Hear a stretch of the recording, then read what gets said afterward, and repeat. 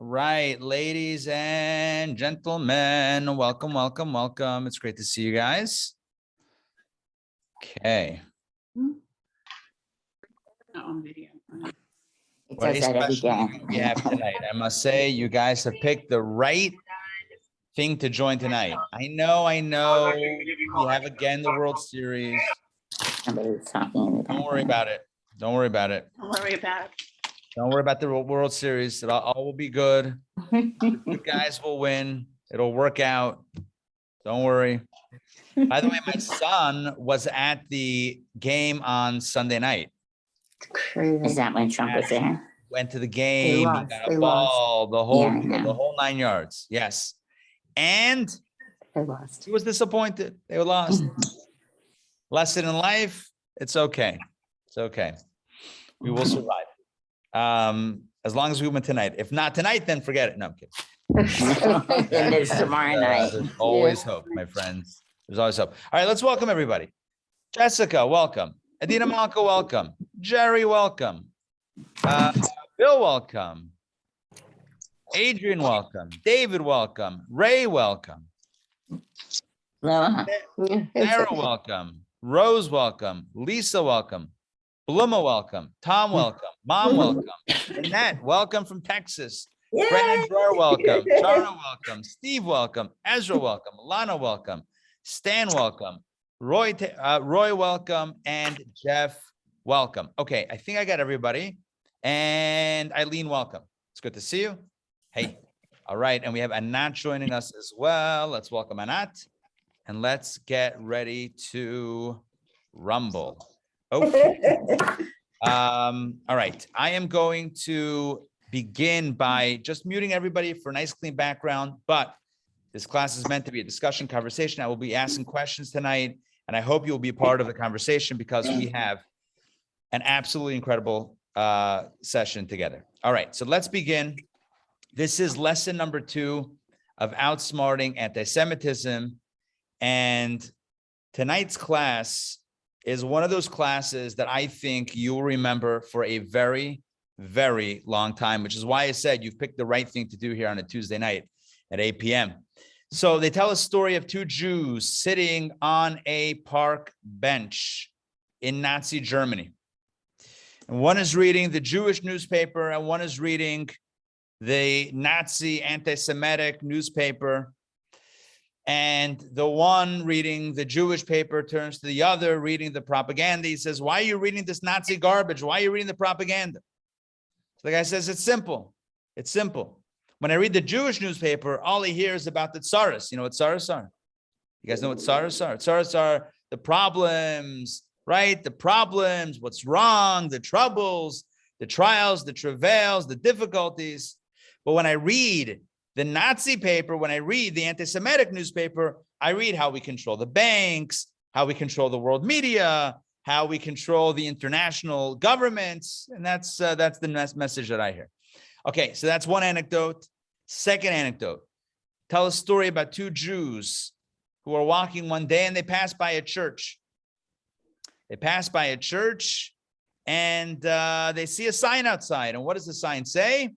The sign says, convert today to Christianity and you'll get $1,000. So one Jew turns to the other and says, hey, look, I could use the cash. I'm a bit low on cash. I think I'm going to take him up on the offer. He goes in 5 minutes, 10 minutes, 30 minutes, an hour and a half. Finally, after 2 hours, he comes out.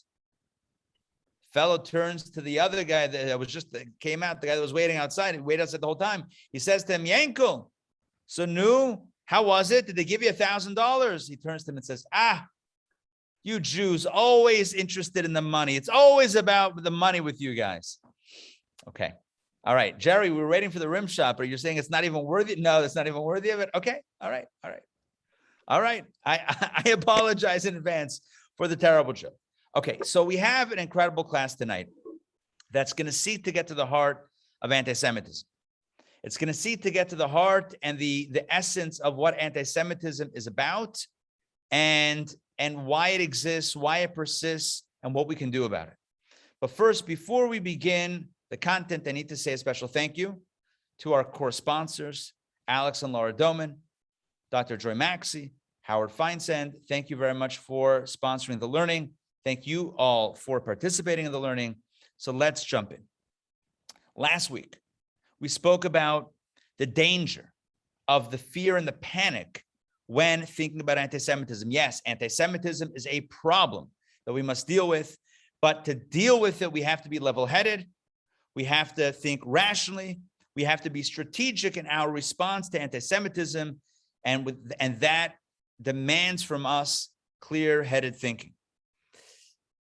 We also set forth strategies for minimizing our fear and our panic by talking about the Jewish values of trust and faith in God. We talked about specific strategies and meditations for hopefully augmenting our faith and trust in God. And then we talked about finally the interplay between trust and action, how even though together with our trust and faith in God, we also have to act and have to do. And that is the ultimate combination of faith and trust on the one side, and action, advocacy, education, and all of the other things that we need to do on the other side. And we saw how Queen Esther, in the story of Purim, perfectly embodied this balance between trust in Hashem, trust in God, as well as diplomacy and action. All right, so this week we take a look and take a deep dive into the heart of anti-Semitism. What lies at the core of this hate? What lies at the core of anti-Semitism? What's the basis for this age-old hate? And most importantly, what can you and I do about it? Friends, this class is all about examining the psychology of hate. What makes hate tick? The answers may surprise you, but my bigger hope is that the ideas we speak about tonight not surprise you, but inspire you. We have an incredible discussion, so let's jump into the conversation. All right, so I want to begin by hearing from you. I'm going to toss the question to you guys. Feel free to unmute, and I'll ask you a simple question. What are the roots of anti-Semitism? Where does this hate originate from? Where does anti-Semitism come from? Jump in. Christ killer. Christ killer, okay? What else? Origins of anti-Semitism.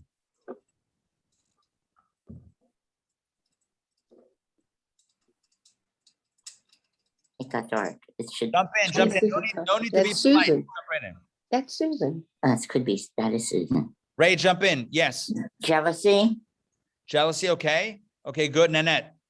It really has always been there, but I think the Inquisition was a major pivotal point. Okay, Inquisition, history. good. But it Okay, was even before that, I believe. It was even Okay. before that. okay. What else? What else? Origins of anti-Semitism. Impression that we're Different better custom- than others. Hold on. I think you both said almost the same thing. Did you both say the difference or impression that we're different than others? Yes. Wow. Okay. Or better than. Better than, different. Chosen. Okay. Chosen. What do they call the Jews from Alaska? The frozen chosen. The frozen chosen. Legit. That's legit. Okay. That's legit. What else? What else? Other rationales, origins of origins of anti-Semitism. Let's go. Controlling the global economy, newspapers. Yeah. Okay. Okay. All right. Good. What else? Well, the Catholic Church is behind a lot of it. Okay. Could I say something? Absolutely. Okay, I think that maybe it starts out when Yaakov gave his Yitzchak gave Yitzchak gave Yaakov the bracha and the blessing instead of Esav, and Esav got really upset. You're saying when Jacob takes the blessings of Esau, when he takes the blessings, so that begins kind of the hate toward the Jacob and the family. Okay. I think, but I mean, you asked for origins, Right. You know, I'm going way back. Okay. Good. But Good. maybe even before then, when Abraham kicked his son out, his Ishmael's out. It could be Okay. even back then. Okay. Good. Okay. What else? What else? Origins. Origins of What anti-Semitism. about the notion that we had this perception or use of morality that nobody else had? Okay, good. Use of morality. Good, good. What else? What else? Ignorance, fear, and insecurity. Ignorance, fear, and security. Okay, good, good. By the way, when I say good, I don't mean good to all these things. I'm saying thanks for sharing. Okay, good. What else? I think it's the perception that Jews consider themselves morally superior.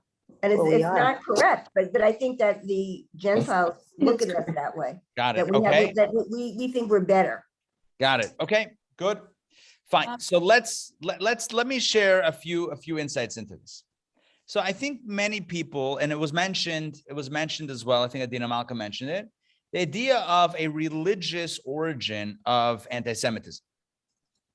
So a lot of people are under the impression that anti-Semitism begins with the rise of Christianity and the notion that Jews killed Christ, and that's kind of where things go downhill, and anti-Semitism snowballs from there. What's interesting is that we find clear sources, very clear sources for anti-Semitism, using the same types of false narratives, the same anti-Semitic tropes that we've heard over the centuries. We see sources that speak of this, that are ancient sources that predate the rise of Christianity. I think this will be surprising for many of us here tonight. When we look at and explore some of these texts, these are texts that go back thousands of years, and literally, it sounds like it's out of any standard anti-Semitic rant, blaming Jews and putting down Jews for classic things that Jews have been falsely accused of throughout history. But again, the point of this is that it predates the rise of Christianity, thousands of years old. So let's go to the sources. I have two sources to share with you. The first source dates back to the 1st century, and it's from the writings of Tacitus, the great senator and historian of the Roman Empire. Tacitus lived in the 1st century, as I mentioned, and he which is well before the establishment of Christianity as a religion, as a movement.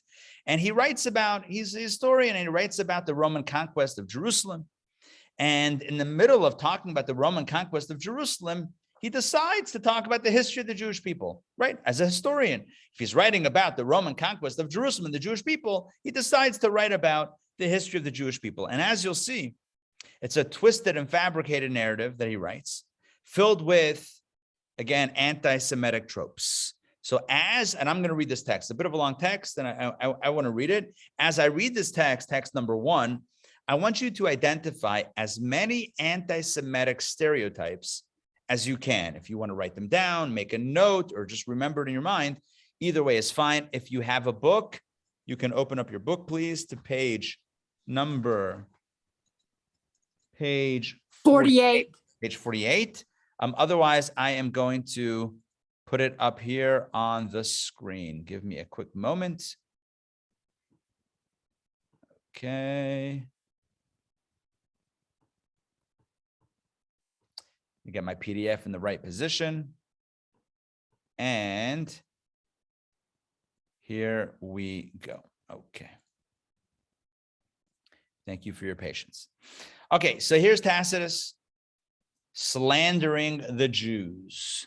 Remember, he's writing about the Roman conquest of Jerusalem, and mitamal, in the middle of it, he decides to talk about the history of the Jewish people vis-a-vis Egypt. Listen to this fabrication. Once during a plague in Egypt, which caused bodily disfigurement, King Bacchus, I think maybe, approached the oracle of Ammon and asked for a remedy, whereupon he was told to purge his kingdom and transport this race meaning the Jewish people, into other lands, since it was hateful to the gods. Okay. So the Hebrews were searched out and gathered together, then being abandoned in the desert while all others lay idle and weeping. Only one of the exiles, Moses by name, warned them not to hope for help from gods or men, for they were deserted by both, but to trust to themselves. The Jews regard as profane all that we hold sacred. On the other hand, they permit all that we abhor. They first chose to rest on the seventh day, but after a time they were led by the charms of indolence to give over the seventh year as well to inactivity. The other customs of the Jews are base and abominable and owe their persistence to their depravity. For the worst rascals among other peoples, renouncing their ancestral religions, always kept sending tribute and contributions to Jerusalem, thereby increasing the wealth of the Jews. Again, the Jews are extremely loyal toward one another and always ready to show compassion, but toward every other people, they feel only hate and enmity. So this is the end of the rant of Tacitus. Of course, this is a very interesting spin on the history. He says there was a plague in Egypt, and to get rid of the plague, they sent out the Jews. So that's like a little plot twist over there. But I gave you work while I read that. I did the reading and I gave you the work to think about if you can identify the anti-Semitic tropes. So what did you identify? Unmute and jump in. False news. Say it again. False news. False news, aka fake news? Yeah. Okay, good. That's general. Good. Give me specifics. What are some specifics? Specific lies, anti-Semitic stereotypes. Jump in.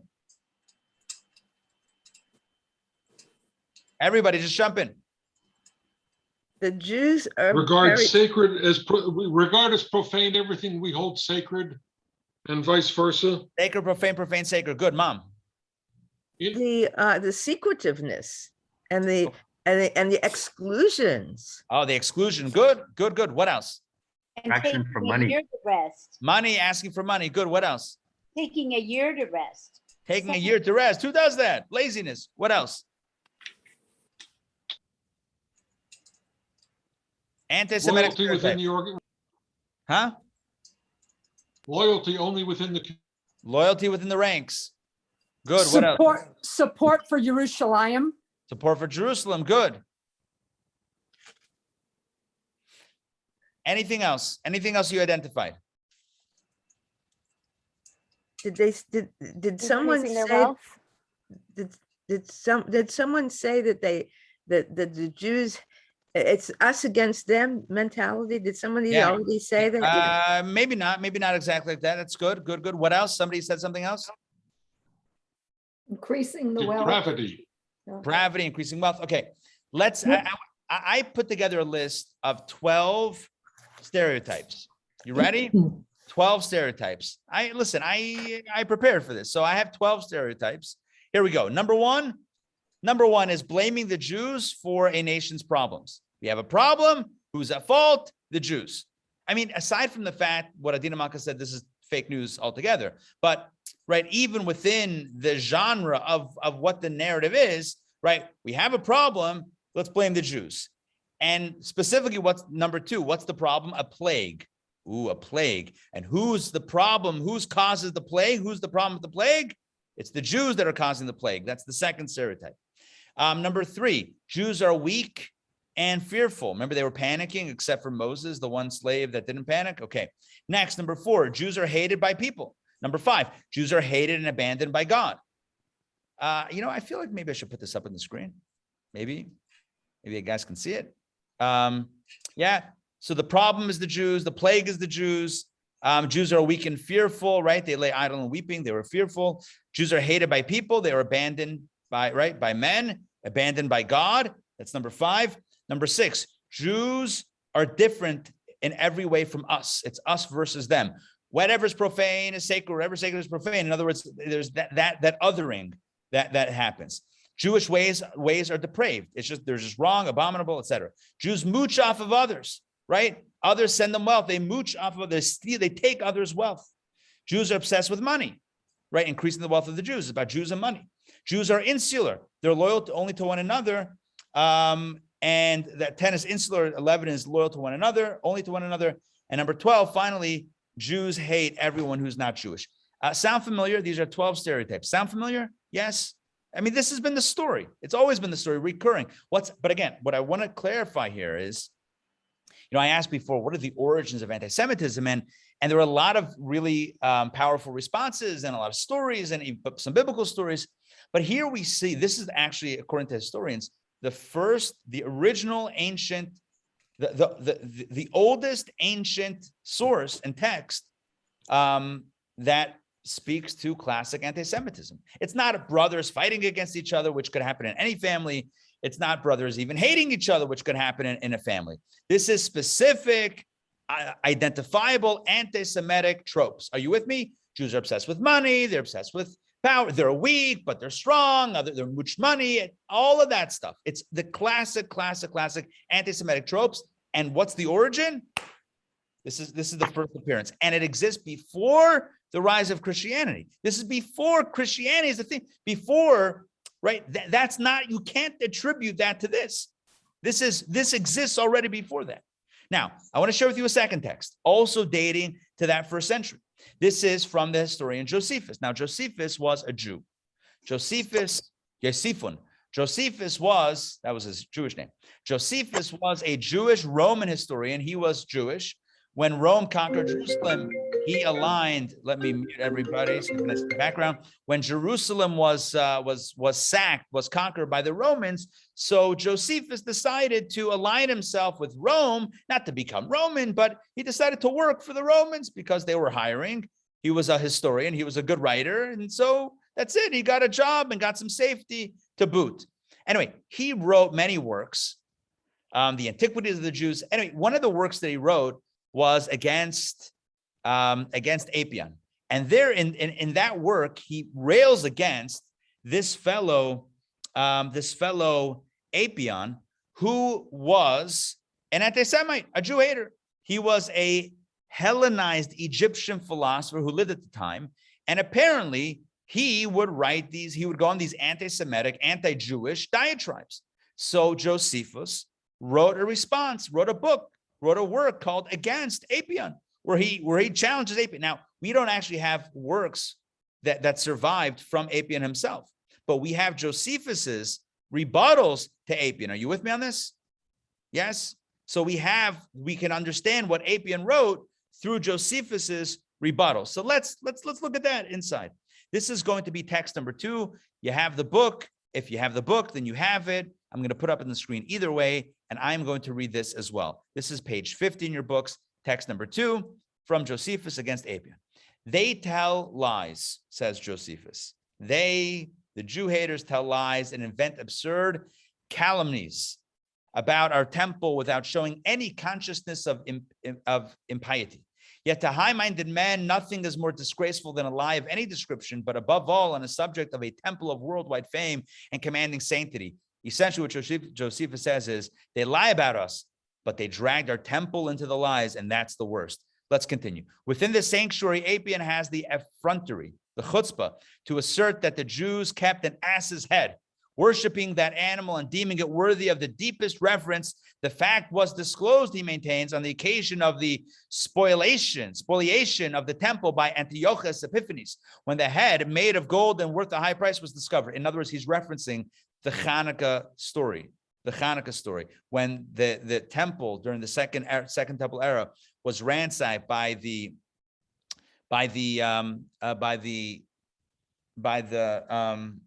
Syrian Greeks, and they came and they took out some stuff from the temple. So the claim is, again, it's a false claim that what was in the temple, a golden head of a donkey. I mean, seriously. Now, so Josephus writes, now how did it escape him, Apion, that the facts convict him of telling an incredible lie? How could he say such a thing? Let's continue. Apion adds a second story of Greek origin, which is a malicious slander upon us from beginning to end. In their anxiety to defend Antiochus, which was the Greek king, they have further invented, the Syrian Greek king, they have further invented to discredit us, the fictitious story which follows. Apion, who is there the spokesman of others, asserts that, and quote, this is a quote from Apion, Antiochus found in the temple a couch on which a man was reclining. Listen to this. The king's entry was instantly hailed by the man that was reclining, with adoration, as about to procure him profound relief. Falling at the king's knees, he stretched out his right hand and implored him to set him free. He said the man reclining on the couch, that he was a Greek, and that while traveling about the province for his livelihood, he was suddenly kidnapped by men of a foreign race and conveyed to the temple. There he was shut up and seen by nobody, but was fattened on feasts of the most lavish description. At first, these unlooked for attentions deceived him and caused him pleasure. Suspicion followed, then consternation. Finally, on consulting the attendants who waited upon him, he heard of the unutterable law of the Jews, for the sake of which he was being fed. The practice was repeated annually at a fixed season. They would kidnap a Greek foreigner, fatten him up for a year, and then lead him to a certain wood where they slew him, sacrificed his body with their customary ritual, partook of his flesh, and while immolating the Greek, swore an oath of enmity to the Greeks. The remains of their victim were then thrown into a pit. The man stated that he had now but a few days left to live and implored the king out of respect for the gods of Greece to defeat this Jewish plot upon his lifeblood and to deliver him from his miserable predicament. And I ask you a very simple question. What does this sound like? What anti-Semitic trope does this sound like? Jump in. The blood libel. The blood libel. This is the blood. Now we think, when did the blood libels begin? Oh, like the Middle Ages. The Middle Ages in Europe, that's when the blood libels began. The blood libels were essentially, for those unfamiliar with the blood libels, first of all, it's good to not know these things, perhaps. But what's the blood libel? Blood libel was Christians claim it, usually Christians claiming that Christians claiming that Jews, for their holiday observance and their rituals, like for baking matzah, etc., kidnap a Christian child and murder the child and use the blood in the matzah. Now, if you've ever been to a matzah bakery, oh my gosh, you should only see the extent that this, walk into any matzah bakery and you'll see how precise, I don't even know why I'm defending it, water and flour, and that's it. Water and flour, garnish. You can't come in with anything. They will kick you out faster than you can say shalom, right? You're done. So the notion is absurd, but we think it begins with Christians and with the religious oppression. Here we have a text 2,000 years old that precedes Christianity. And what's at the heart of Appian's anti-Semitism? I don't know the heart of it, but what's the claim?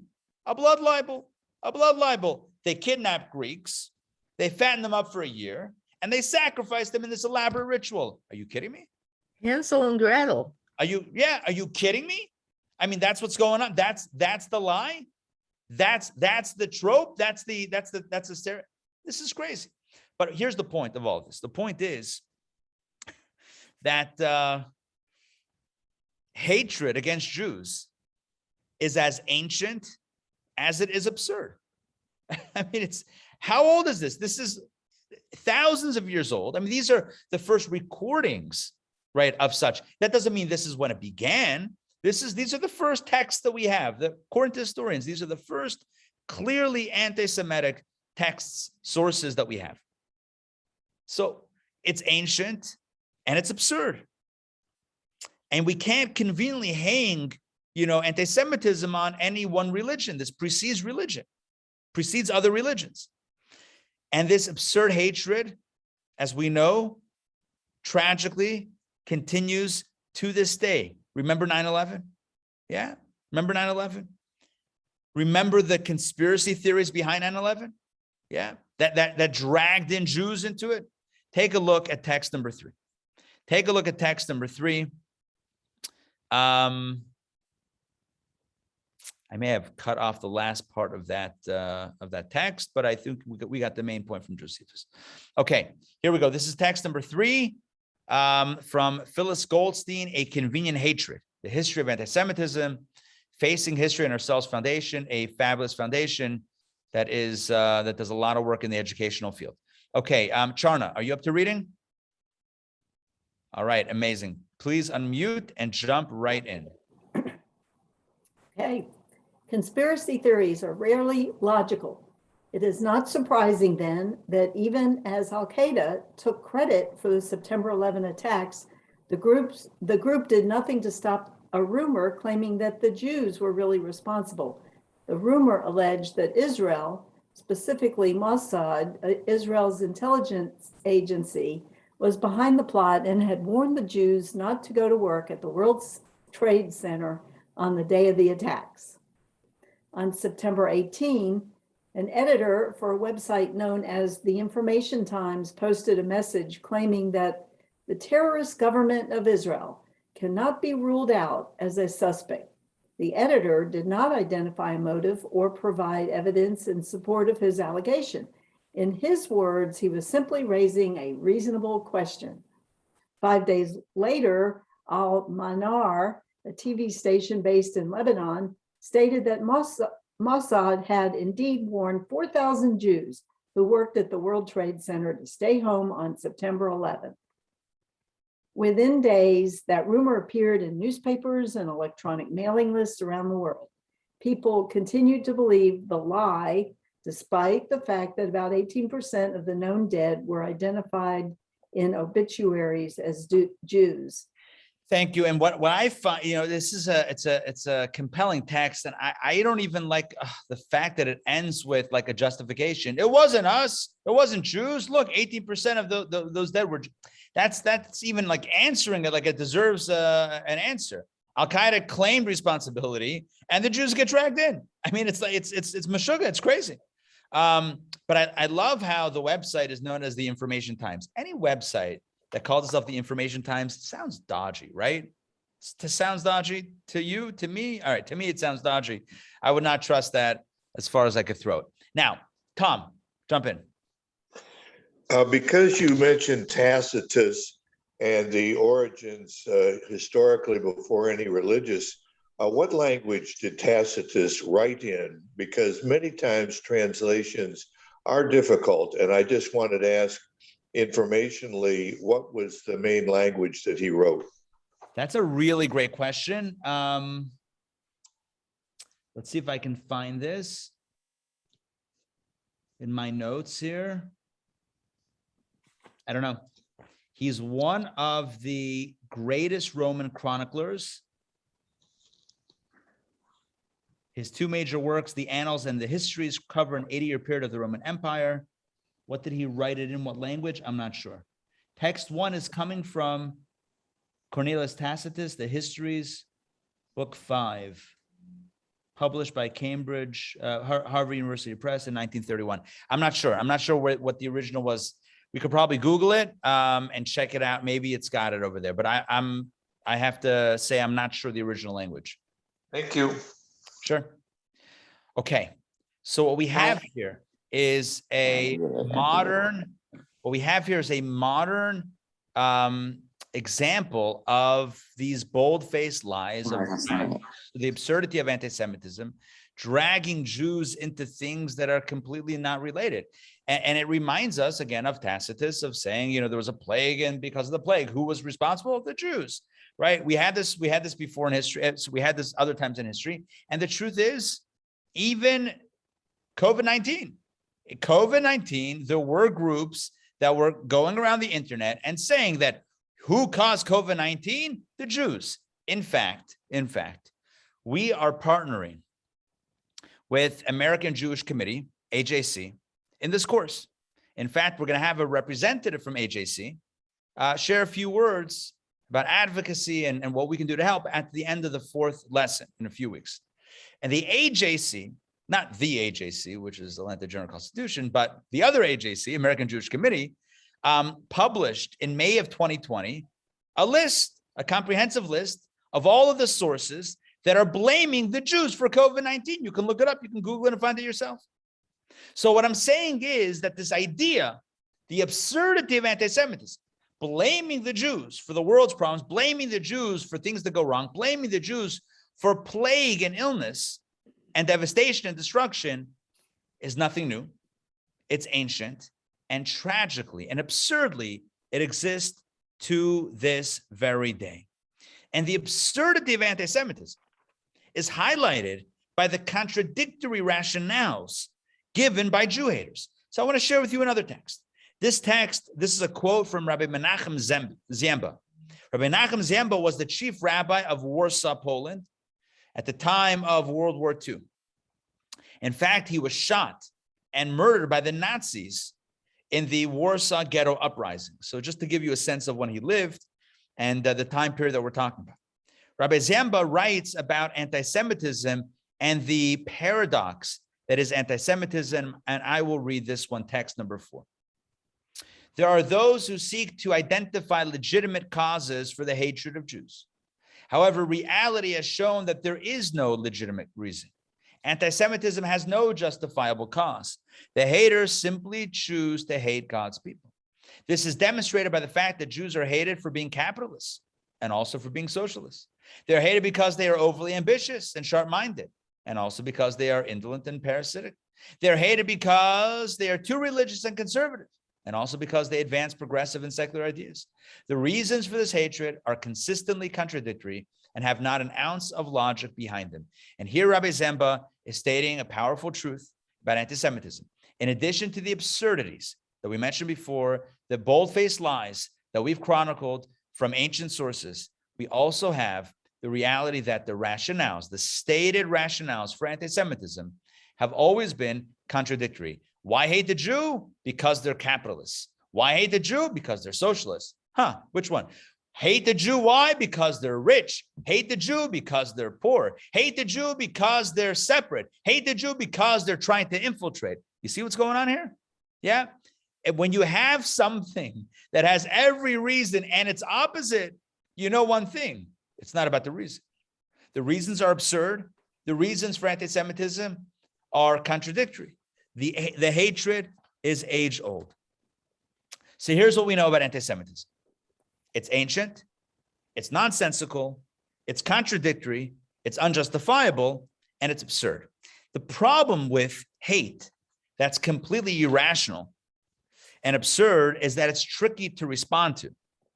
Think about it, right? If you're dealing with a rational challenge, you can work with it or work against it in a rational way. But here you're dealing with something that is unreasonable and irrational. So how do you respond? Think about it. Think about this.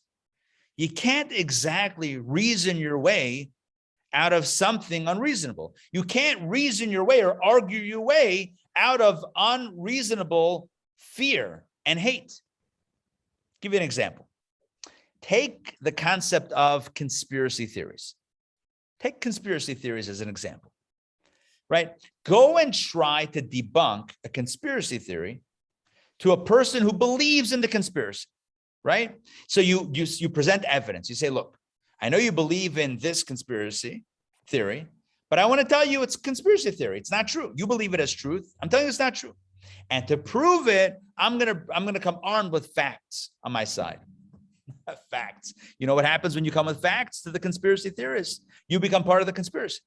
Yeah. You're now the conspiracy. Oh, you're on that side. So you're part of the whole conspiracy. So what are you going to do? Right? I mean, that's the way conspiracy theories work. They ain't going to listen to you. You're part of the conspiracy at this point. So you can show them evidence from today to tomorrow, but someone who wants to believe in it will believe in it. So Deborah Lipstadt, who we all know, right? The famous Emory professor, historian, Holocaust expert, etc. Deborah Lipstadt writes about this. She calls this something that has a self-sealing quality. Very powerful text. Let's read this. Adina Malka, if you're up to reading, I'd love for you to read this one. You can find this one in the book on page 56, or right here on the screen. All right, Adina Malka, if you're up to it, take it away, please. Self-sealing quality. It is hard, if not impossible, to explain something that is essentially irrational, delusional, and absurd. That is the nature of all conspiracy theories, of which anti-Semitism is just one. Think about it. Why do some people insist that the moon landings took place on a stage set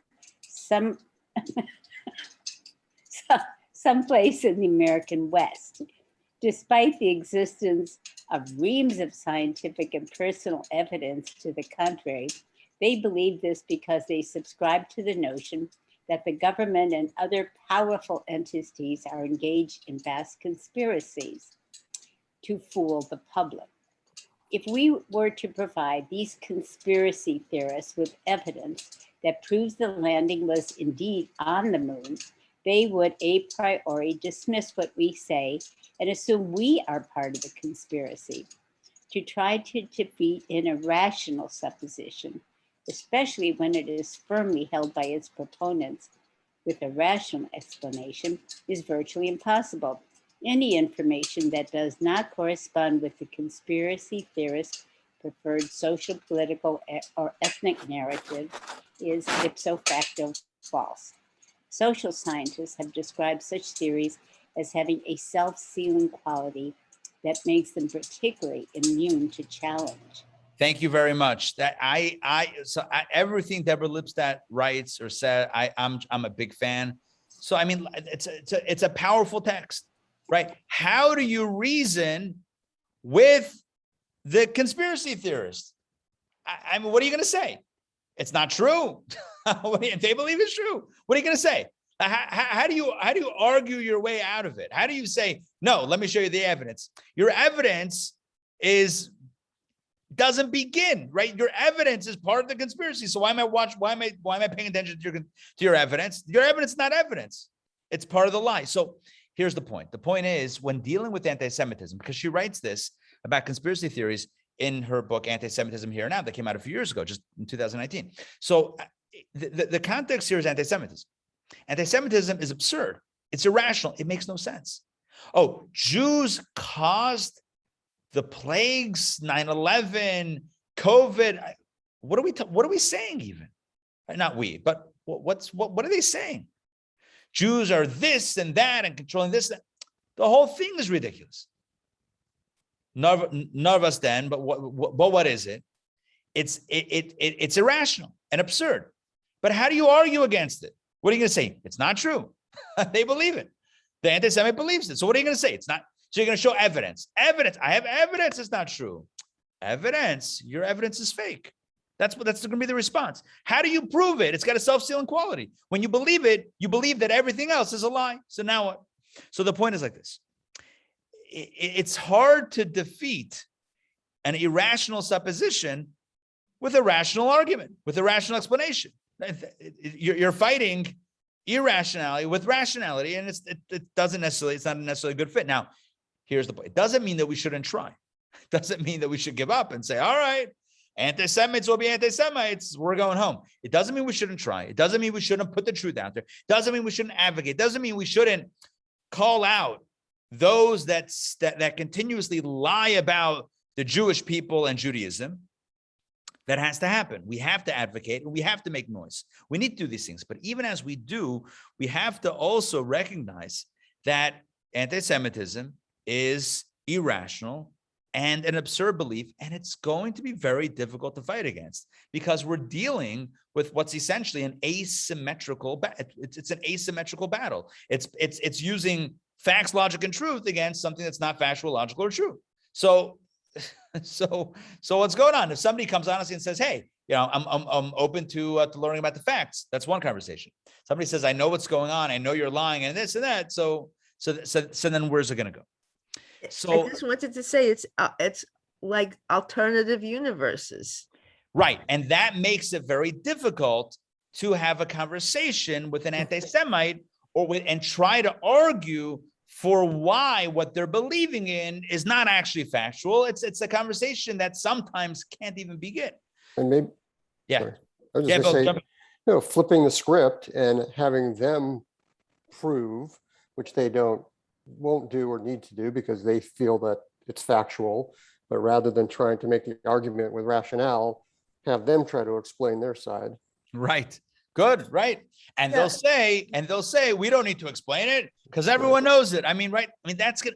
I'm not answering for them. I'm just saying that it's a very strange situation. It's a very strange idea, notion. And it becomes very challenging when dealing with, which reminds us of something that we probably should have said at the outset of this course, but I'll say it now. The term anti-Semitism itself is a bit of a dangerous term. Do you know where that term comes from? The term anti-Semitism was coined by an anti-Semite. And you know why it was coined by an anti-Semite? It was coined as an ism to grant this hate, irrational hate, the credence of a philosophy, and an ideology and an ism. It was coined to give it some sort of validation, the platform of ideas, when at the core, it's a completely irrational, absurd hate. That's it. So let me share my screen with you. And I'm going to read this one. Take a look at text number 6, right? Let's understand where the phrase anti-Semitism actually comes from. Take a look at this. Take a look. Mar Wilhelm, 1818 to 1904. He was a German writer, political theorist, and agitator. That's quite the description. In 1879, Mar founded the Anti-Semites League, the first organization devoted exclusively to promoting political anti-Semitism. Mar's organization reflected his secular racism, which existed inconsistently alongside his religious anti-Semitism. His self-proclaimed goal was to free Christianity from the yoke of Judaism. Mar coined the term anti-Semitism, or anti-Semitism, which for him denoted a secular racial hatred of Jews. He used the word anti-Semitism to make Jew hatred seem rational, sanctioned by science, polite. That last line is honestly why I'm reading this. The last line is reminding us that the word anti-Semitism is designed and coined, was created by a Jew hater to make hating Jews irrationally sound rational, sanctioned by science, and polite. And in truth, we have to know what it is. Anti-Semitism is simply Jew hatred that is absurd, irrational, and evil. In Yiddish, we would call it rishus. You know what rishus means? Evil, despicable, horrific, horrible, and wrong. It's rishus. It's not anti-Semitism. It's not an ism. It's not a philosophy. It's not founded on a belief. It's hate, straight up, pure hate, pure evil. Now, this is a very important point. Nanette, jump in. Oh, I'm sorry. I didn't mean to. No, you're good. You're good. I just want to say I lived in New York State until I was 40, and then I moved to Atlanta. I spent 20 years in Atlanta. Now I'm living in Texas. So I've seen both sides of the coin. In New York, nobody ever questioned who I was, what religion I was. It was a very different life. When I moved to Atlanta, I experienced anti-Semitism for the first time. And it was very eye-opening to me. I know I have a lot of Christian friends, okay? And even within the Christian community, there's many different philosophies, you know, within their own community. There's all different types of Christians. There's Methodists, Episcopalians, Baptists. Right. And I can tell you, as being in the Bible Belt, there's a lot of Baptists. And the Baptists, I know quite well because I have a very good friend who is one, who Ari also knows, Joe. And the ones that are educated, that have studied the Bible, they study the entire Bible, okay? But a lot of Christians only study the New Testament. They have no idea that everything that's in the New Testament is based on what's in the Old Testament. Everything, every single thing. Yeah. Okay? So look. So what I'm saying is they're raised to believe what you're talking about from the time they're very young. They're leaders. Okay, I hear you. And they instill that in Christian people. Okay, I hear you, and thank you for sharing your experience. But I want to clarify that this is not about any particular religion, because you have Jew haters that are Christian, that are Muslim, that are of other religions, that are of no religion, that are atheist. You have anti-Semitism that's predicated on race, on pseudoscience, on, as we'll discuss next week, anti-Israel hate and criticism, and based on no reason at all. So this is but perhaps one manifestation of what is at its core a much larger problem. I think we do a disservice if we position it as a very particular, unique problem that's emerging in a very specific subset of individuals raised in a very specific way with specific teachings or lack of teachings. Anti-Semitism is much broader than a very small slice in time, even in this time that we're in right now. Anti-Semitism has been around since time immemorial, has been around since before Christianity, and it's consistently been contradictory and absurd. So my point is like this. My point is not to identify a specific expression of anti-Semitism as much as it is to say that anti-Semitism is so completely absurd and illogical that it's actually crazy. Right? It's meshuggah that it exists. But this is what we got. I mean, this is where we are. This is what we got, and this is what we're dealing with. We're dealing with, at its core, an absurd hatred. Tom. Since Marr coined the word anti-Semitism in the late 1800s, is it really helpful for us to apply Jew hatred back in the first century and throughout history with the word anti-Semitism? Why don't we call it Jew hatred, which received a new phrase or term by an anti-Semite in the 1870s? And if we did that, I think we would not label everything that happened as anti-Semitism any more than we would label what happened as a pogrom. There are specific characteristics, and yet there have been governments against Jews since the time of government. I think we lend ourselves to getting better approach to this eternal hatred if we don't label everything in the terms that is an anachronism for the first century. Yes, excellent point. I agree with you wholeheartedly. And I realize when you say this that I didn't finish where I was going with this, which is to say that using the phrase anti-Semitism is actually not so precise. It actually lends credence to what we don't want to lend credence to in the first place, which is as an ism, and it works against what we hopefully are trying to achieve in this. It's Jew hate, it's evil and hateful Jew hatred. That's what it is, which has been long-standing and contradictory, a paradox inside a conundrum, inside a riddle. Doesn't make any sense, and this is where we're at. But I agree with you. The reason why we're using the word anti-Semitism and why the course is called Outsmarting Antisemitism, I believe, is just because that's the word that everybody knows. I personally prefer the language that you said and that you suggested. So that's my personal take. Rose, jump in, yeah. Rabbi, Mike, yeah. what I'm missing here is this, and something that Tom just alluded to, and that is you've talked about this as not a religious issue. It was before religion. It sounds as though somebody decided we're going to hate this group of people, and we got a lot of reasons we can throw up to everybody for it. So my question is, I think the real gut is, why us? Yeah. What happened? Why who? We were nobody. We were nothing. Right. Why us? Mike, you asked the $1 million question, and in fact, you couldn't have asked it at a better time, because that's literally the next part of the conversation. Is now that we've established that all the so-called reasons are Baba Mises, it's all lies. The reasons are contradictory and absurd, right?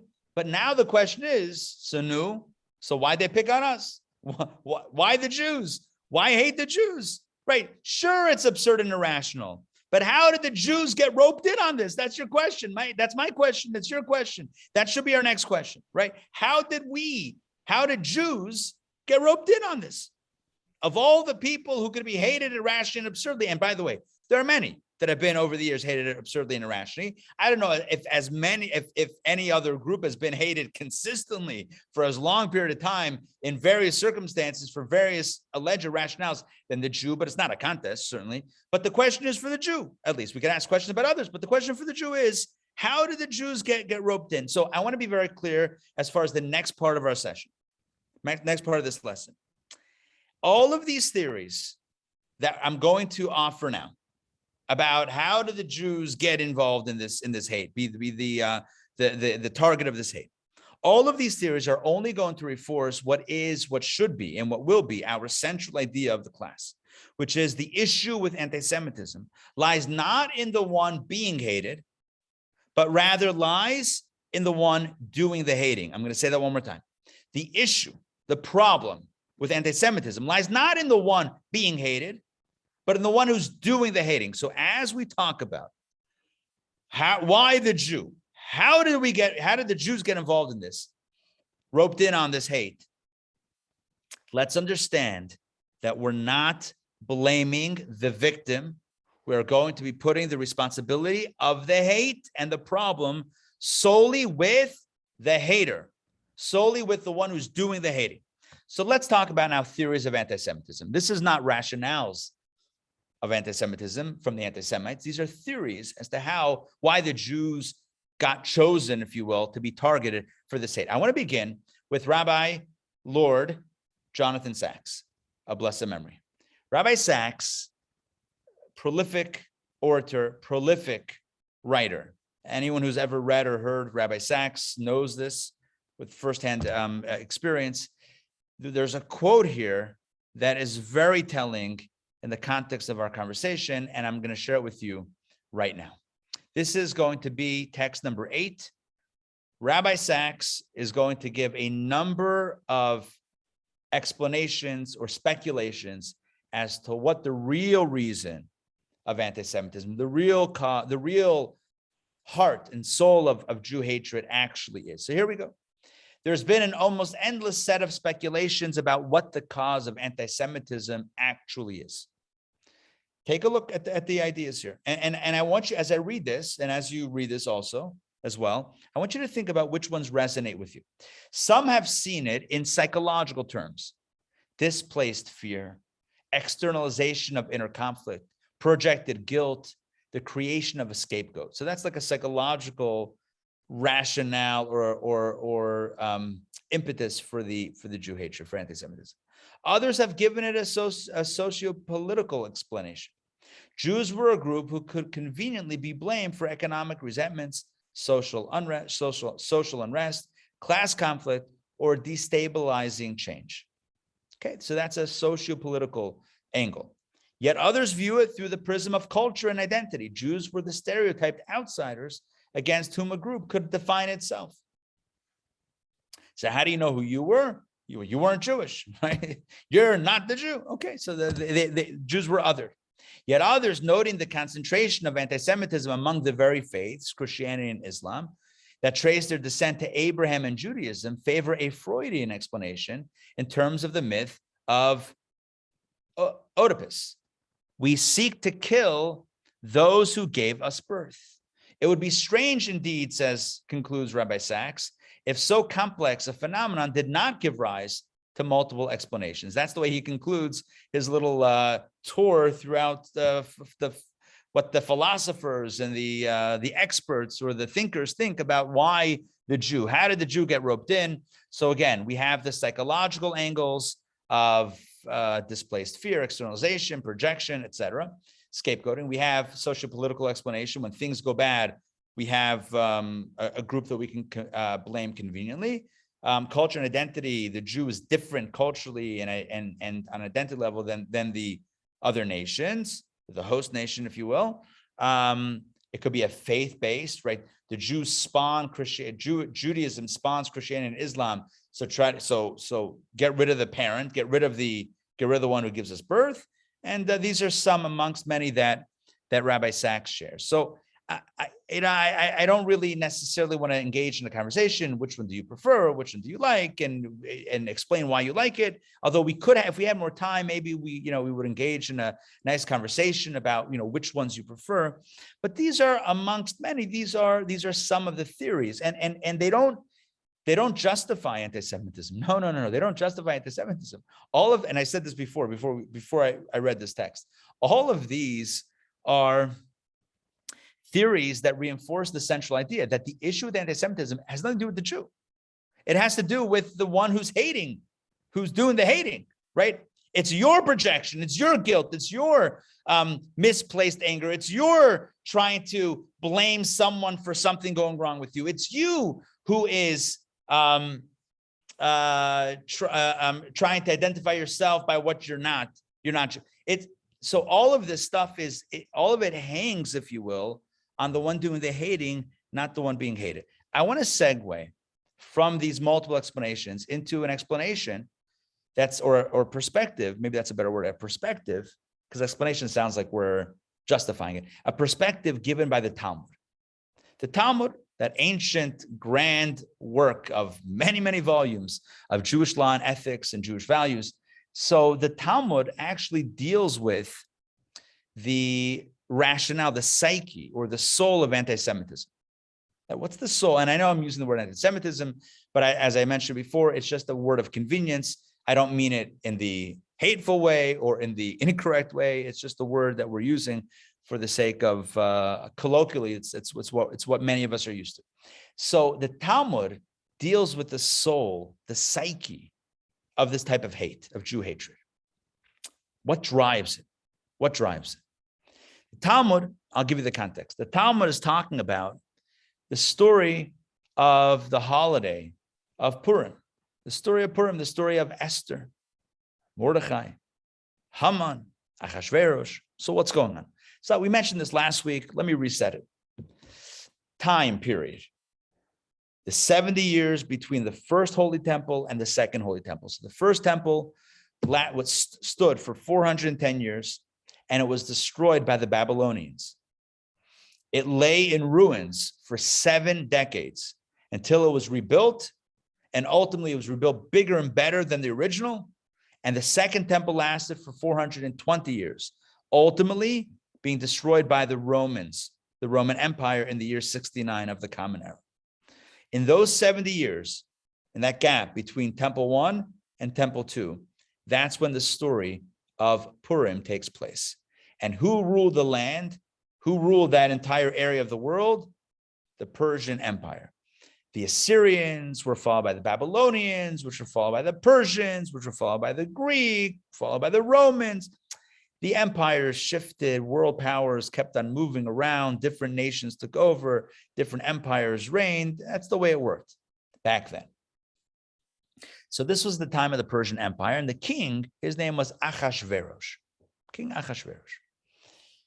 The story goes that his highest, most trusted advisor, Haman, or Haman, let's call him Haman. Haman goes to the king. This is recounted in chapter 3 of the book of Esther. So Haman goes to the king, and he says to the king, he comes to the king with boatloads of cash. He comes with gelt galore. Sorry for mixing holidays, Purim, Chanukah. Okay, he comes with gelt. And he shows up to the king, and he says to the king, I have a proposition. I'm going to give you the money that I have here, tremendous amount of money. And I want you to stamp and approve my idea. What's my idea? My idea is I want to get rid of the Jewish people. I want to kill all the Jews, men, women, children, old, young, everyone in the middle. Everyone, all the Jews should be wiped out, annihilated, God forbid, in one day by our citizens and the army. And to grease the wheels, here's money. What does the king say? Famously, the king says, no problem. You want the Jews gone? Sure, do whatever you want. About the money, I don't need your money. I don't need your money. Keep your money and do whatever you want with the Jews. So Haman offered him money, and he says, keep the money. Do whatever you want. Keep the money. Get rid of the Jews. I don't care. The Talmud jumps in. The Talmud gives an analogy. The Talmud gives a parable. It says, what kind of relationship is this? Why does Achashverosh refuse the money? Why does he take the gelt? He's being offered money. Why does he refuse? I don't want the money. The Talmud gives an analogy. Listen to this. Let me share my screen with you, and let's do this inside. By the way, if you've taken other courses with me before, this might sound familiar, but we're going to have a bit of a twist today. Okay? Talmud Tractate Megillah 14a says the following. We can use a parable to gain insight into the respective positions of Achashverosh and Haman. That's the king and that's the advisor, right? They are similar. Listen to this. They're similar to two individuals, one of whom has a tall mound in his field, extra dirt, whereas the other has a ditch in his field, too little dirt. The owner of the ditch mused to himself, I wish I could buy the tall mound to fill up my ditch. The owner of the mound said to himself, I wish I could purchase the right to dump my mound into his empty ditch. Not long afterward, the two met. The owner of the ditch said, sell me your mound. The owner of the mound said, take it for free. You're doing me a favor. So that's the Talmudic parable. Does that make sense? Yeah. In other words, the Talmud is giving an example of a win-win, right? It's a win-win scenario. You have one guy, imagine one guy, person A, has a hole in his backyard, a massive hole. All he wants is dirt to fill it up. He can't do anything. I mean, he was planning on building a pool, but then he realized he doesn't want a pool. So now he's got to fill it back up, right? So he needs dirt. He's in the market for dirt. Now, the other guy, person B, he's got a bunch of dirt that he wants to get rid of because his kids can't play catch in the backyard because they got this big mountain of dirt. So what happens? So one guy wants to buy the dirt. One guy wants to buy the space to put his dirt. They meet. And one guy says, sell me your dirt. He says, sell you my dirt. I was going to pay you to take my dirt. You know what? Take it for free. It's a win-win. Does that make sense? Yes. So the same thing is in the analog, right? The same thing in the analog. Haman and Achashverosh. Haman says, let's get rid of the Jews. I'll give you money. Achashverosh says, give me money. I was looking to get rid of them anyway. Done. Win-win. Simple? Yeah, the Talmud's simple. Not so fast. The Rebbe asked a question. The Lubavitcher Rebbe, blessed memory, asked the following question. He says, what's going on? Who's the ditch and who's the mound? Who's the ditch? Every word in Torah is precise. Every word in Talmud is precise. The Talmud says that these two characters, Haman and Achashverosh, are likened to the ditch guy and the mound guy. Who's the ditch and who's the mound? The ditch guy is Haman, the ditch. And the mound guy is Achashverosh. So the ditch guy says, sell me I'll give you money for the mound. You give me money, take it for free. Okay. So the question though is, how is Haman, what does it mean that he has a ditch? What kind of ditch? Ditch means he wanted to fill up something. He didn't want to fill up anything. He wanted to get rid of the Jews. The more precise analogy would be, two people had a mound of dirt, right? Two people had a mound, and they each wanted to get rid of it. And they both figured out a way how to get rid of their mounds of dirt, or they both realized they had the same mound of dirt that they wanted to get rid of. What's the ditch? In other words, bottom line is, what's the ditch in this analogy? What's the ditch or the analog? So to cut to the chase, if the question is not resonating, don't worry about it. Here's the explanation. With or without a question, here's the angle on it. There's two types of anti-Semites. Two types of anti-Semitism. Two types of Jew hatred. There's the Achashverosh type and the Haman type. What's the difference? The king, Achashverosh, he's got the mound. He looks at the Jew and says, I don't get you guys. Like everyone else is one way, you guys are sticking out like a mound of dirt. You guys are like, you do your own thing. You have your own customs, tradition, holidays, Shabbat, Rosh Hashanah, every other day it's a holiday. You got to take out from work again. What is this, right? What's going on over here? You guys are different, just different. He's like, I don't know. These guys are different. It's like this mound. Everyone's the same. There's like a flat yard, and then boom, this mound sticks up out of nowhere and gets in the way. Does he hate the Jew? No. Would he otherwise like want to destroy, get rid of the Jew? No, not per se. All right, it's not his agenda, but he doesn't get the Jew either. Okay, that's one guy. That's one type of persona. And what's the other? This is the real anti-Semite. This is the real Jew hater. That's the guy with the ditch. That's Haman. It's very different. To Haman, the very existence of the Jew doesn't seem extraneous or different or weird or other. The very existence of the Jew makes Haman feel empty inside. The ditch is emptiness. The ditch is an absence. To the Haman persona, the very reality of the Jew symbolizes a conscience, symbolizes morality, symbolizes ethics, symbolizes 10 commandments, symbolizes Torah, symbolizes God. And that bothers Haman. Haman would like to live his life in the fast lane, doing his thing without any reminders of deeper truths or deeper responsibilities. To the Haman, looking at the Mordechai, looking at the Jew every single day, drives him bananas and makes him feel like feel guilty for what he's doing, make him feel like he should be doing something else, and he doesn't want to feel that. He doesn't want to feel that emptiness. So what's the solution?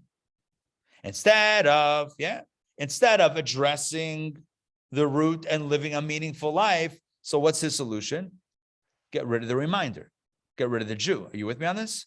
This is the way the Rebbe explains the Talmudic parable of Haman and Achashverosh. So Haman, he literally cannot sleep at night with the existence of the Jewish people in the world. He cannot live knowing that these people exist and are making him feel less than, not good, or whatever it is. He can't take it. He's got to get rid of them. So he goes to the king. He says, the king, I need to get rid of them. The king says, sure, I don't know why they're here anyway. I got this mound. I don't know why they're here. What do they do? They're not like us. They're different. These are the two types. The first type, the Achashverosh, the mound, is not going to go kill the Jew. But when the other one says, we got to get rid of the Jew, they are the, what's the word I'm looking for? They are the, not collaborator, they are the, say it again? Enabler. Participators. The enabler, they're the participator, but they're the ones that will, not mind if their Jewish neighbors are gone. You with me on this? Right? Not everybody was a Nazi, right? Not everybody was a Nazi in Germany and Poland, whatever. But there were plenty of people who didn't mind if their Jewish neighbors were gone. Jumped on the bandwagon. Yeah. So Haman drives it. Achashverosh is okay with it. And no money needs to exchange hands. This is the way the Rebbe explains the Talmudic analysis of the psyche and the soul of certain Jew hatred. What drives it? The sense of absence. Just to highlight this from the actual text of the book of Esther. This is, to me, it's really powerful. Take a look at the following text. This is going to be text number 10. Chapter 5, Esther. Take a look. Haman told them, his family, about his, hold on. Haman told them, who's them? Okay, I don't remember. Haman told some people about his magnificent wealth and his many sons, and how the king had promoted him and advanced him above the other officials and royal courtiers. What's more, said Haman, Queen Esther personally prepared a feast, and besides the king, she did not invite anyone but me. And tomorrow, too, I am invited by her along with the king. So Haman is bragging about his greatness. But look what he concludes. But all this means nothing to me each time I see Mordechai the Jew sitting at the palace gate. You kidding me? You're living the dream, Haman. Bro, you got a pastry named after you. Okay, wait, that happened later. Haman, you're living the dream. You're living the dream. That's Hamantash in reference, right? You're living the dream. You got a family. You got wife and kids. You have a great job. You've climbed the corporate ladder. You're making coin. Dude, you've got it all. You got respect. You got money. You have honor. You have the mishpacha. What's the problem? What's the problem? He's got it all, but he's miserable inside. He can't live with himself. And who does he blame? Blames the Jew. Blames the Jew. The Jew represents a higher calling. Even if the individual Jew says, I don't know what you're talking about. I don't do any of this stuff. It doesn't matter. The Jew represents, the Jew is a symbol of Torah, of 10 Commandments, of morality, of divine morality on earth. That's what the Jew symbolizes. What, you think Hitler cared how religious a Jew was? Yeah. You think Haman cared how observant? Did you bless the new moon on Saturday, last Saturday? Did you say the prayer? You think Haman cared? Are you kidding me? Haman doesn't care. To Haman, the existence of the Jew is problematic. Problematic because it hurts him. Now, is this the only reason, or is this the only, not rationale, is this the only, psyche of anti-Semitism? No, of course not. This is one, though, that the Talmud highlights. From the story of Purim, from the story of the book of Esther, the Talmud kind of puts Haman and Achashverosh on the couch and says, if we're analyzing them from the story, Haman can't live with himself vis-a-vis the Jew. He's got it all, and yet the Jew bothers him. Haman doesn't do anything. Mordechai is not harming Haman. Haman can't live with himself when he sees the Jew. Why? It's his issue. By the way, that's where we're going with this. Who's at fault? Like, Who's got the issue? Mordechai or Haman? Haman's got the issue. It's Haman who's got the issue, right? So the Talmud puts Haman on the couch and Achashverosh on the couch. Achashverosh, he just signs off on it. He doesn't care. All right. Yeah, Tom. In verse 10 of Esther, it says that Haman sent for his friends and his wife Zeresh and told them. So it's friends and his wife. Got it. Thank you. Thank you for the them. So who's the them? His wife and his friends. So he was telling them about his kids, about his job, about his fame, about his wealth. But he says, but none of it means anything as long as Mordechai, the Jew, is still sitting there. Enjoy life, bro. Enjoy it. You got it. You got it. You're living the Persian dream. You got it, right? The Persian dream. You could be on like a reality show, right? Like Persians Got Talent or something. I don't know. You're living the dream. And what's you can't, the Jew? What is this? Adina Malka. Oh, but Haman didn't like Mordecai because Mordecai wouldn't bow down to him. Yeah, true. Why does that bother him? Imagine, he has millions of people bowing down to him and one Jew doesn't? Who cares? What, his ego is bruised. He doesn't have enough self-esteem. I mean, so I hear what you're saying, but this is the way the Talmud explains. The Talmud gives the parable of the ditch, and the Rebbe explains why the ditch. It must indicate that there's some lack of, some feeling of emptiness that he is associating and blaming the Jew for, right? Blaming the Jew, and that's it. Here's the point. I'm not trying to advocate any one rationale. I'm not saying that the Talmud's rationale, as explained by the Rebbe, is the only reason at the core for anti-Semitism. That's not what I'm saying. I'm saying the Talmud, as the Rebbe explains, is giving one angle on it.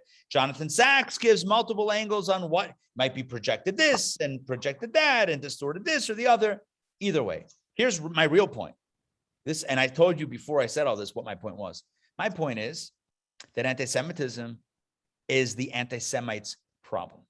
It's not the Jews' problem. In other words, it's nothing, we're not doing anything wrong here. When I say we, the Jew is not the one who's doing anything wrong.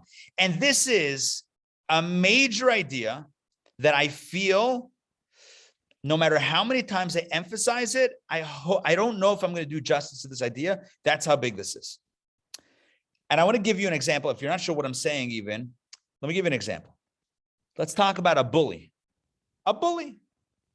The bully picks on the kid, picks on the victim. You know what the worst thing the victim can do? I don't know. One of the worst things the victim can do? Blame themselves. If I only didn't do this, that, or the other, I wouldn't be picked on. That's not, the issue is not with the victim. No one should blame the victim, let alone the victim blaming themselves. Are you with me on this? Let's be very clear here where the problem lies. The problem lies not in the one who's being victimized. The entire problem lies in the one who's victimizing. The problem lies with the bully, with the hater, with the anti-Semite. It does not lie with the victim. It's a major psychological spin and further victimization, or a sign of further victimization, for the victim to start feeling the blame for being the victim. Are you with me? That's like there's an abuser and one who's being abused. And the one who's being abused feels like they're bringing it on themselves, right? They're to blame. They're the one that's at fault. If only I didn't do that thing wrong, I wouldn't be abused. That we know that that's an incorrect way of looking at things, correct? That's an incorrect way of looking at it. That's not true. It's not true. It's incorrect and it's unhealthy. I'm not judging now and blaming the one who feels the self-blame, right? I'm not ascribing now further harm and whatever. But my point is simply, it's not true, and it's not a healthy approach. The healthy approach is, let's have very clear who's at fault and who's not. The one who is hating, the one who's abusing, the one who's victimizing, the one who's bullying is the problem. The victim is being victimized. They're the victim. They're not the problem. It's like gaslighting. Gaslighting is you abuse the other and then you make them feel like they're at fault, like they did something wrong. It's like it's heaping abuse on top of abuse. It's heaping bullying on top of bullying. It's heaping hate on top of hate. It's getting into the head of the victim and making them feel like they're responsible. Why am I saying this? You might know why I'm saying this, but I'll say it clearly. After centuries of anti-Semitism, the problem is that Jews feel like it's our fault. Like we did something wrong. Like if only we did this, that, or the other. And you know what Jews say? I know some Jews, so I know what Jews say. I'll tell you what Jews say. If only we didn't stick out so much. If only we weren't so out there as Jews. If only we assimilated a little bit more. If only we weren't so different. If only. If only we criticized our own a little bit louder. If only we didn't show allegiance with other Jews. Are you with me on this? You know what all that is? You know what all of that is? All of that is pointing the blame of anti-Semitism where? Inside. And that's wrong. It's not true. And it's harmful. And it's further abuse on top of abuse. And we have to call a spade a spade. If God forbid someone came to you, someone who is being abused came to you in a relationship, someone came to you and poured out their heart and said, this is what's going on. You would never dare to say this is your fault. You would never dare to say that. And if they blame themselves, you would, with love, you would cry bitter tears and hug them and tell them, no, this is not you. But Jews do this all the time. Anti-Semitism, it's our fault. It's our fault. If only we did this or didn't do that or the other. Yeah, it's our fault. Jonathan Sacks, text 11. Take a look at one of the most powerful texts you'll ever hear about this. Jews must fight anti-Semitism, but never internalize it. And that is easier said than done. If you are hated, it is natural to believe you are hateful, that the defect lies in you. It rarely does. Hate exists in the mind of the hater, not in the person of the hated. Jews have faults, and Judaism is a religion of self-criticism and repentance, but those faults have nothing to do with those of which they are accused of, but those faults have nothing to do with those of which they are accused by their enemies. Anti-Semitism tells us about anti-Semites, not Jews. If that's the one line you remember from tonight's class, remember that line. Anti-Semitism tells us about anti-Semites, not Jews. One of the mistakes made by good, honorable, and reflective Jews was to believe that since Jews were hated because they were different, they should try as far as possible not to be different. So some converted, others assimilated, yet others reformulated Judaism to eliminate as far as possible all that made Jews and Judaism distinctive. Again, look at that line and just read it to yourself a few times. When these things failed, as they did, not only in 19th century Germany and Austria, but also in 15th century Spain, some internalized this failure. Thus was born the tortured psychology known as Jewish self-hatred. So what happens when instead of blaming the anti-Semite, you blame yourself? What happens when instead of pointing the finger at the hater, you point the finger at the hated and you say, oh my gosh, they hate me. What am I doing wrong? Let me be better. Let me be more like them. Let me assimilate. Let me give up my Judaism. Let me convert. Let me water down Judaism. Let me make Judaism more universal and less particularistic. Yeah, you with me on this? Let's make Judaism less Jewish. What could go wrong? We'll make Judaism super universal. It'll sound like everything. Everyone will love us, right? Didn't work. You think Hitler cared? You think in 15th century Spain, he mentions, you saw that line, 15th century Spain? According to many historians, those that converted in Spain in 1492 were still targeted by the Inquisition, not the ones that only were practicing Judaism in their basements. Even the ones that generally converted ultimately were killed. They didn't care. They still were Jewish. So the Jew says, I'm the problem if only I change. And then you realize you can't. You're stuck. And then what? Self-hating. That's even worse. What do you do with yourself? It's a torture. It's torture. You know what the solution is? The truth. The truth. Realizing the truth. The abused, the victim is not at fault. That's it. That's the truth. Beginning and end. The beginning and end of this conversation. The victim is not the problem. The abuser is the problem. As long as we internalize the hate, we're missing the boat. We missed the point. We missed the whole point. It's not us. It's the hater. It's absurd. It's irrational. You know what happens? Somebody tells you a lie again and again and again. Start believing it. A lie about you. You believe it. Maybe they're right. That's dangerous. It's dangerous. Dangerous to grant anti-Semitism that credence. I mean, we read it before. How absurd. The Jews fatten up Greeks to sacrifice them. That's ridiculous. And yet others we believe. Other tropes, other anti-Semitic tropes we believe. We internalize. And the proof is in the pudding. Anytime a Jew has felt, I need to change, should we really do a Hanukkah menorah lighting in the public? Yeah, should we really do a public lighting? Maybe that's going to, invoke the hate of the It's your fault. It's your problem. It's your problem. Yeah, but if we hid it better, they wouldn't hate us so much. Oh, so it's your problem, right? So you're blaming yourself. Okay. You see what's going on here? I'm sure it's resonating. It's a big idea. It's a strong idea. I'm very passionate about this idea, as you might have noticed tonight. It lands very heavy. This idea lands very heavy. Because the upshot of this idea is that there's only one recourse. And that's not pretending to be something we're not. That's not hiding in shame. That's not blaming self. It's not watering down Judaism. You know what it is? Standing up tall and proud and saying, this is who we are. This is what we're about. And if you have a problem with it, it's your problem. Because we live in a world today. This is the blessing of the world we live in today. We live in a world that at least says that it respects difference, that at least claims to honor distinction and to honor diversity. And so every other diversity is fine, but we have to feel guilty about being Jewish? Really? Why?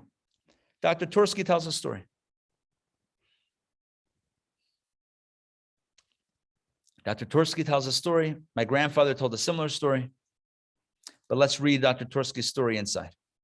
Rabbi Dr. Tursky.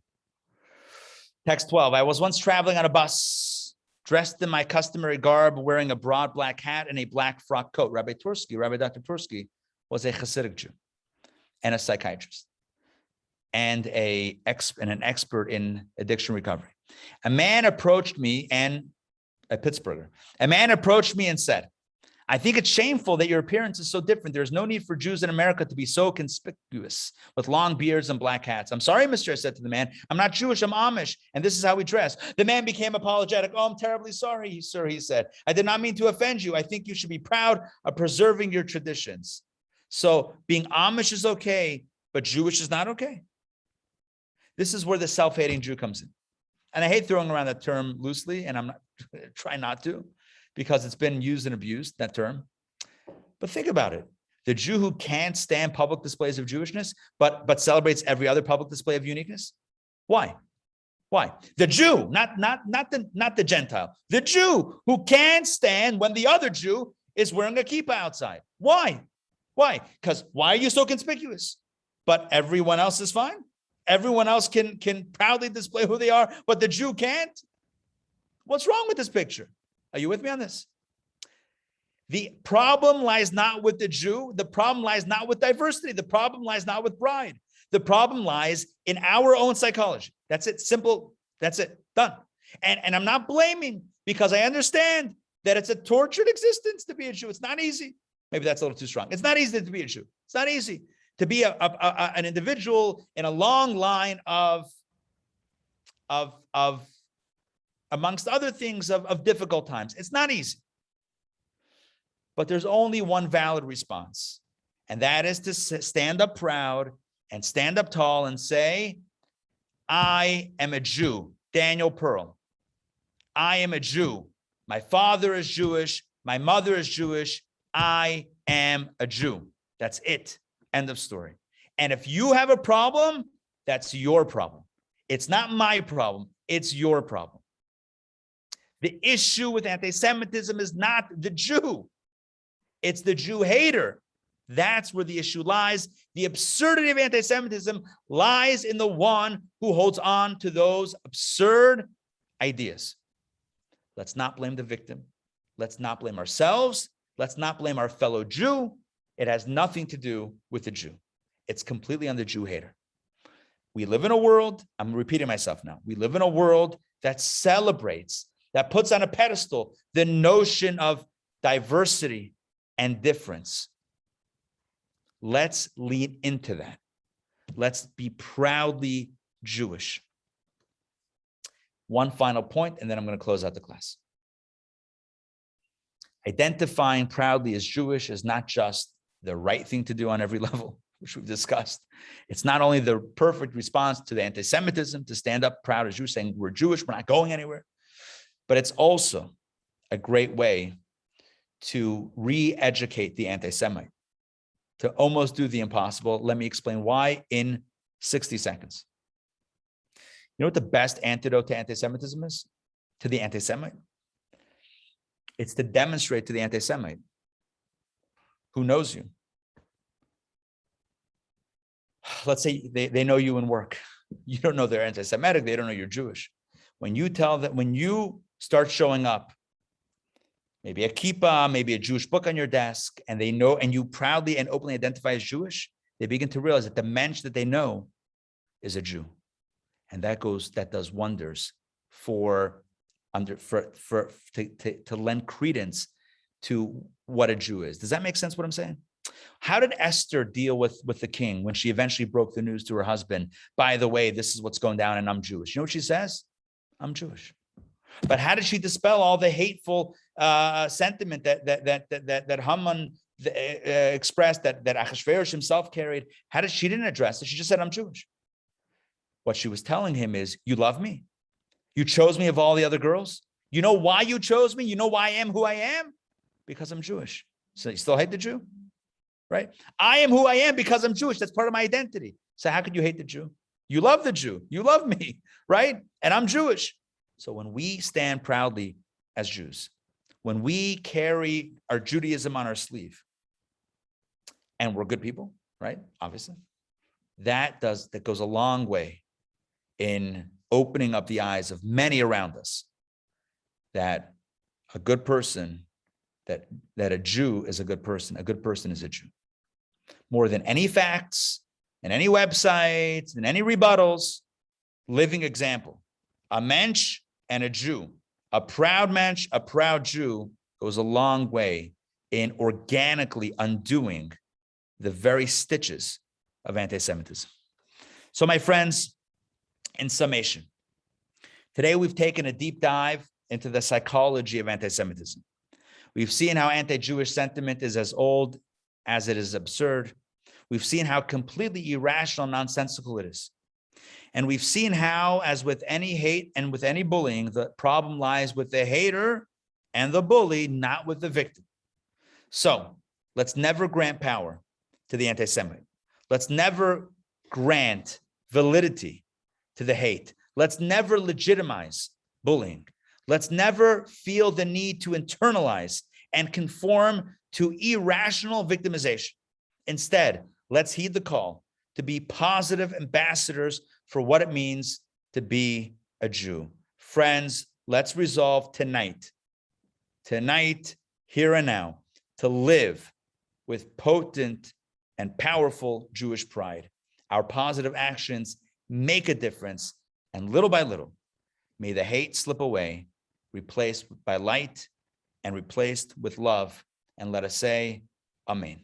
Thank you for joining me tonight for lesson number 2 of Outsmarting Antisemitism. I will stay on board for another few minutes to answer your questions. One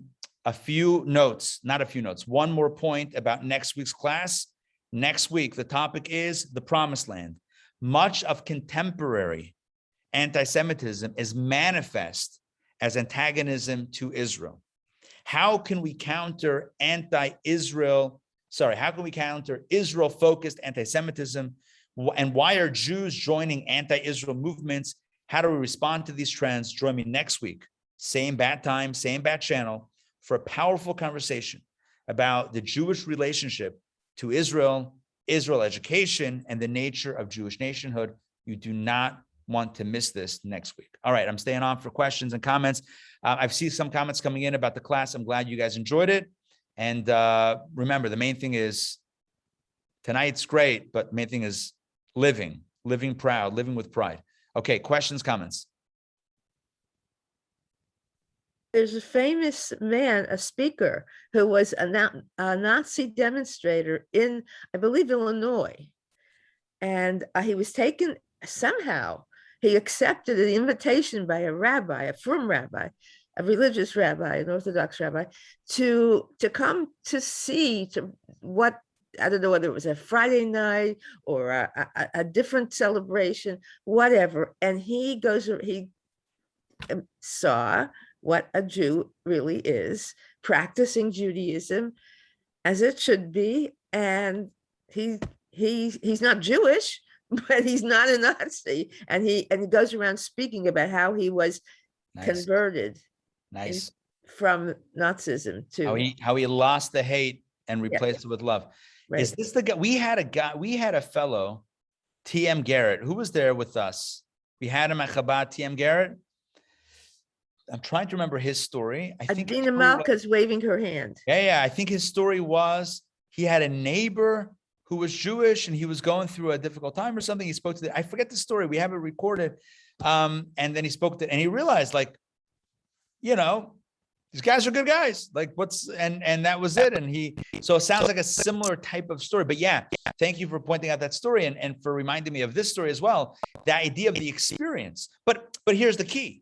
Like, we could have great experience with somebody who may harbor inside anti-Semitic sentiments. If they don't know we're Jewish, then, you know, they just know we're a good person. But how much more powerful would it be if we also wore Judaism on our sleeve in some way, and then when they associated with us and had those positive associations, they would also connect it with Jews and Judaism. Boom! Now it's a beautiful thing.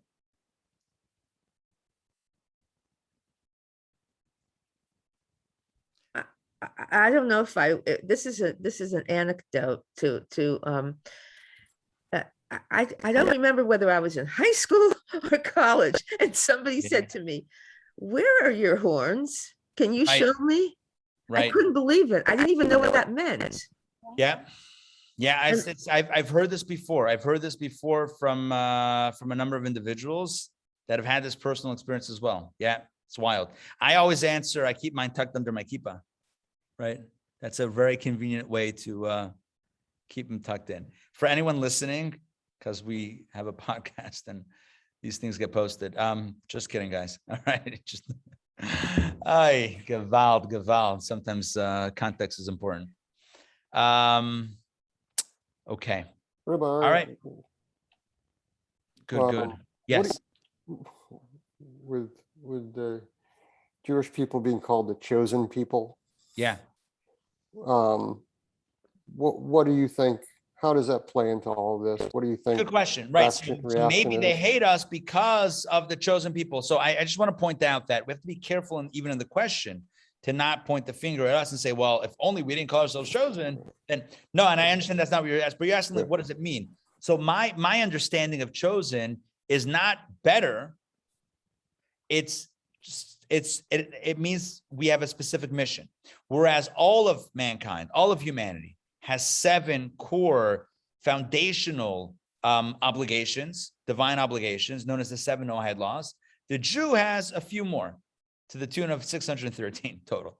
So the Jew has a very unique practice, very unique rituals, very unique customs, very unique, obligations, whether it's unique holidays, whether it's unique daily observances or Shabbat or whatever it is. The Jew has a unique, so chosen means chosen for a specific mission as opposed to better than.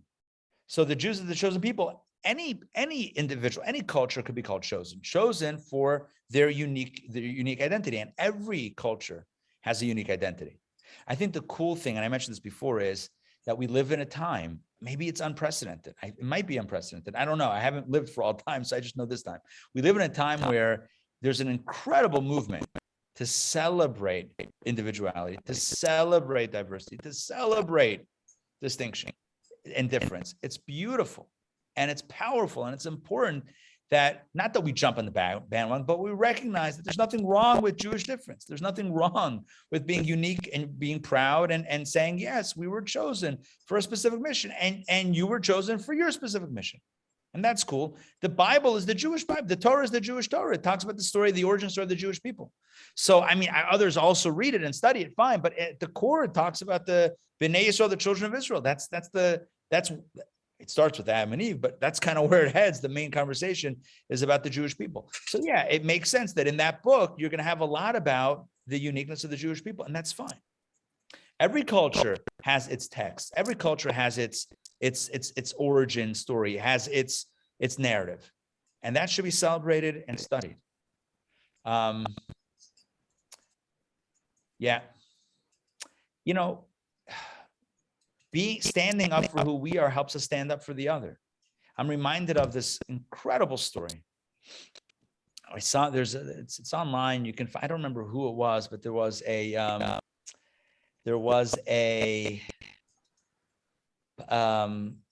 elected official in New York City.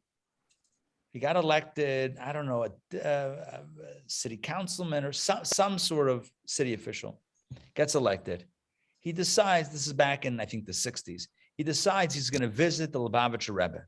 He's going to go to Crown Heights, Brooklyn, and visit the Rebbe, the Grand Rabbi of Chabad Lubavitch. Okay. So they have a nice conversation. And at the end, the Rebbe says to him, I want to ask you a favor. So he says in the interview, it's on, you could find it somewhere. If I knew the name, I would tell you. Anyway, he says, I thought to myself, all right, here we go. Here's the ask. Because everyone has an ask, right? You meet with anybody, they want a favor. So the Rebbe says, you know, there's a segment of the city, a certain community, a certain neighborhood of people who are very hardworking, but they're overlooked by the city. They don't receive the help from the city, and their challenge that they have, and they're being overlooked. And he was referring to Chinatown. So he was referring to the Asian population, to the immigrant Asian population. That's what the Rebbe was advocating for, not for the Brooklyn Hasidic Chabad Jews in Crown Heights. No, he was advocating for that immigrant community. And the reason why I'm mentioning this is simply to say that it's our pride and our valuing our own unique identity that helps us also value the other's unique identity. I mean, if we don't value uniqueness, if we think everything, we should fit in, so then how are we going to respect someone else's uniqueness? If we think that we shouldn't stand out, so then why should they stand out? It's when we stand up and stand proud and celebrate difference that we can extend that same gift and that same respect to the other. All right. That's it for me tonight. There's a World Series game to get to. I'm kidding. That's it for me tonight. I don't want to keep you guys too long. I want to wish everybody a good night. Rabbi. And thank you for joining me. Yes. Point of clarification Yes. to what your mom said. There was a painting by Michelangelo which showed Moshe coming down the mountain. Behind him was like lightning, Yeah. and people took that because I had the same experience. Someone asked me where my horns were. Yeah. In fact, Right. it's a sculpture by Michelangelo that has Moses in it. It's carved out of stone, and it has two horns sticking out of his forehead. So, or sticking out of his head. So yeah, that's the depiction. Where does it come from? The Torah says, Karan Arpanav, his face was radiant.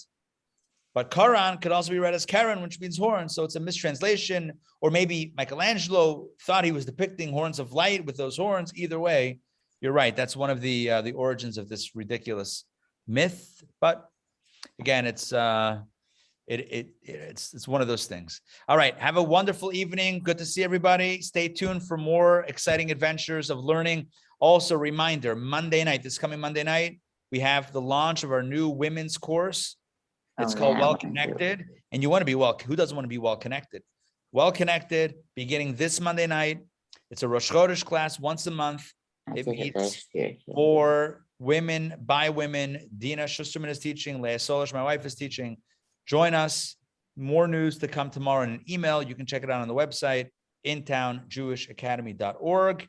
I believe it's on the homepage. If not, just click through the live study and you'll find it in the list of programs. All right. We'll see you all soon. Laila Tov. I want to show you this.